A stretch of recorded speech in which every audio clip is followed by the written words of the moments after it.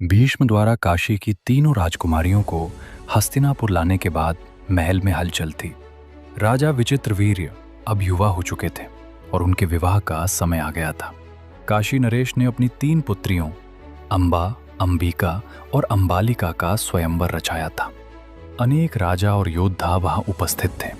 हर कोई उन राजकुमारियों का हाथ जीतना चाहता था। तभी सभा में भीष्म का प्रवेश हुआ। वे स्वयं के लिए नहीं बल्कि हस्तिनापुर के लिए आए थे। उन्होंने घोषणा की कि ये तीनों राजकुमारियां हस्तिनापुर के राजा विचित्रवीर्य के लिए हैं।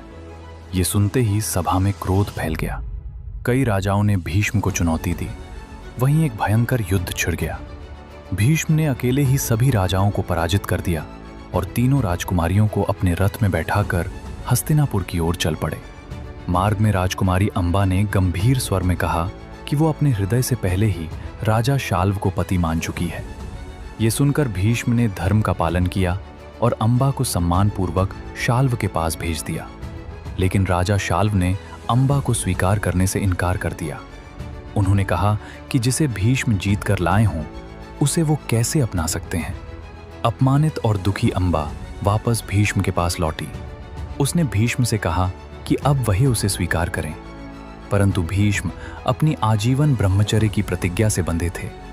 उन्होंने अंबा को मना कर दिया। ये अंबा के जीवन का सबसे बड़ा आघात था।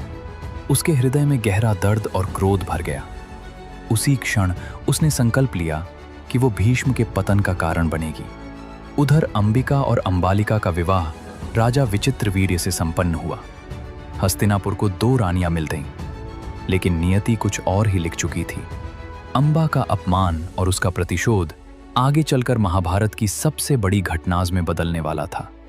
अगले अध्याय में जानेंगे कि हस्तिनापुर के भविष्य में क्या होने वाला है।